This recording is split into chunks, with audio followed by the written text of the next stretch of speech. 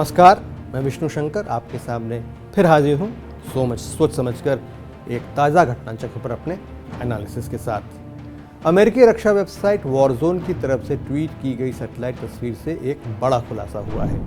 9 दिसंबर को अरुणाचल के तवांग सेक्टर में चीन और भारत के सैनिकों के बीच हुई झड़प के अगले दिन ही चीन ने तिब्बत के शिगात्से एयरबेस पर कई बड़े हथियार तैनात कर दिए हैं।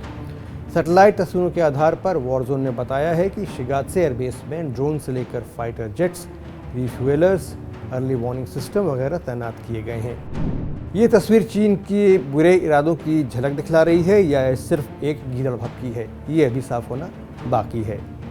9 दिसंबर को जो घटना हुई थी उसने जून 2020 में पूर्वी लद्दाख में गलवान में भारत और चीन के सैनिकों के बीच हुई हिंसक झड़प की फिर याद दिला दी। पिछले शुक्रवार को 200 से 300 के बीच चीनी सैनिक तवांग सेक्टर में स्थित यांगसे में भारतीय सेना के कैंप के बहुत करीब पहुंचने की कोशिश करने लगे। भारतीय सैनिकों ने उन्हें बैनर दिखाए, हाथ हिलाकर, आवाज़ ऊंची कर, लाउडस्पीकर का इस्तेमाल कर उन्हें ऐसा करने से रोका, लेकिन चीन के सैनिक नहीं माने। जब भारतीय सैनिकों को लगा कि अब उनको रोकने के लिए नीचे जाना पड़ेगा तो वो वहाँ गए और रोकने के बावजूद चीनी सैनिकों ने हाथापाई शुरू कर दी। लाठी, रॉड जैसी चीज़ों का इस्तेमाल हुआ और धक्का मुक्की और मारपीट के बाद भारतीय सेना ने चीनी सैनिकों को पीछे धकेलकर वापस जाने पर मजबूर कर दिया।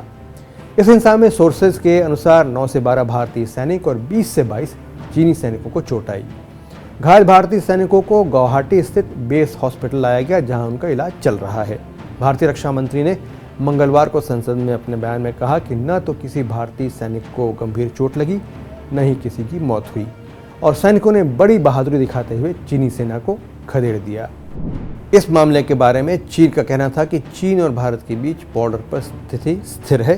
दोनों पक्ष सीमा के सवाल पर सैनिक और डिप्लोमेटिक स्तर पर बातचीत कर रहे हैं और उसे यानी चीन को उम्मीद है कि चीन की तरह भारत समान दिशा में आगे बढ़ेगा। यह बयान इस मामले में चीन के दो मुँहे चेहरे को साफ दिखाता है। अब जानते हैं कि यांगसे में भारत और चीन के रिश्तों का इतिहास और बॉर्डर पर होने वाली झड़पों की वजह क्या है। जनरल पीजीएस पन्नू भारतीय सेना के पूर्व उपाध्यक्ष रह चुके हैं और अरुणाचल में सेना की कमान संभाल चुके हैं। जनरल पन्नू बताते हैं कि तवांग सेक्टर में यांगसे का नाम लगभग 20 साल पहले खबरों में पहली बार देखा गया। यांगसे की लोकेशन पर भारत की पोजीशन मजबूत है क्योंकि यहाँ की ऊंची पहाड़ियों पर भारतीय सेना बैठी है और दूर दूर तक होने वाली सारी हरकत पर उसकी नज़र रहती है। चीन को ये बात एक लंबे समय से परेशान करती रही है और वो हर साल पीएलए की टुकड़े को इस इलाके में भेजता है इस ज़मीन पर अपना दावा बनाए रखने के लिए, जबकि ये सरासर गलत है। चीन की मंशा तो इस इलाके पर कब्जा करने की है, लेकिन भारतीय सेना ने हर बार उसकी कोशिश को नाकाम किया है। जनरल पन्नू बताते हैं कि साल 1999 में जब भारत पाकिस्तान से कारगिल युद्ध में व्यस्त था, उस समय चीन ने बड़ी चालाकी से अरुणाचल प्रदेश के इस इलाके में बड़ी तेज़ी से इंफ्रास्ट्रक्चर यानी सड़कें, पुल वगैरह बनाने का काम किया, ये जानते हुए कि भारत एक युद्ध लड़ते हुए दूसरे फ्रंट पर ध्यान नहीं दे पाएगा। पूर्वी लद्दाख में फिंगर 3 और 4 के बीच सड़क पर काम की शुरुआत भी चीन ने इसी वक्त की थी। भारतीय सेना के रिटायर्ड सीनियर अफसर बताते हैं कि यांगसे इलाके में जब भी चीन की सेना को उनके हेडक्वार्टर से आदेश मिलता है तो साल में 1-2 बार चीनी सैनिक अपनी क्लेम लाइन को पुख्ता करने के लिए भारतीय सेना की चौकियों के पास आकर अपनी मौजूदगी साबित करने के लिए यहाँ मारकर छोड़ने की कोशिश करते हैं। भारतीय सेना ने हर बार चीन की इस हरकत का विरोध किया है और उन्हें पीछे धकेल दिया है। साल 1999 में भारत ने चीन की सेना को आगे बढ़ने से रोकने के लिए पत्थरों से बनी एक दीवार खड़ी कर दी ताकि ये एक लक्ष्मण रेखा का काम करे और चीनी सैनिकों को साफ हो जाए कि दीवार के आगे जाने की इजाज़त उन्हें नहीं है। लेकिन चीन के सैनिकों को भारतीय सेना का यह कदम रास नहीं आया और अपनी हर कोशिश में वे इस दीवार के आगे जाने की कोशिश करते हैं। भारतीय सेना चीनी सैनिकों को खबरदार करती है, पीछे भी धकेलती है, लेकिन जब चीनी सैनिक हिंसा और मारपीट पर उतारू हो जाते हैं तो उन्हें उन्हीं की ज़बान में जवाब दिया जाता है। इस कार्रवाई में जान जाने का खतरा अभी तक नहीं हुआ है, लेकिन दोनों पक्षों के सैनिक कई बार घायल भी हो जाते हैं। कई बार दोनों तरफ कुछ सैनिकों की हड्डियां भी टूट जाती हैं। गौर करने वाली बात यह है कि पिछले कुछ वर्षों में एरिया डोमिनेशन की कोशिश में आने वाले चीनी सैनिकों की तादाद में इजाफा होता रहा है। जानकारों का कहना है कि 9 दिसंबर को हुई घटना ऐसा ही एक वाकया थी। एक और बात है जो चीन की सेना के लिए परेशानी का कारण बनी हुई है।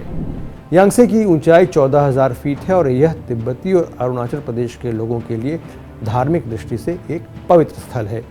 यहाँ का चूमी ग्यात्से झरना, जिसकी 108 धाराएं हैं, बहुत मशहूर है। श्रद्धालु यहाँ से पवित्र जल अपने साथ लेकर जाते हैं। इस स्थान का संबंध दूसरे बुद्ध गुरु पद्मसंभव से जुड़ा हुआ है और तिब्बती बौद्ध जनों के लिए ये आस्था की जगह है। अरुणाचल प्रदेश की सरकार और भारतीय सेना ने यांगसे में टूरिज्म को बढ़ावा देने के लिए निर्माण भी किए हैं और सड़कें भी बनवाई है। ये चीन की सेना को रास नहीं आता और साल 2008 में चीन के सैनिकों ने यहाँ मौजूद भगवान बुद्ध की एक मूर्ति को तोड़ दिया था। इंटेलिजेंस इनपुट्स के अनुसार चूमी ग्यात्से झरने के इर्द गिर्द चीनी सेना ने खोजी कैमरे भी लगा रखे हैं। चीन को ये बिल्कुल गवारा नहीं है कि तिब्बत के लोग इस जगह आएँ, क्योंकि चीन इनको तिब्बत ऑटोनोमस रीजन का नागरिक मानता है और ये लोग एक ऐसी जगह पूजा के लिए आते हैं जो चीन की क्लेम लाइन का हिस्सा तो है, लेकिन भारत में स्थित होने के कारण उसके कंट्रोल से बाहर है। सोच समझकर मैं आज यहीं तक।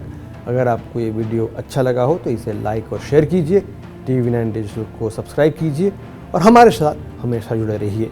विष्णु शंकर को अनुमति दीजिए। नमस्कार।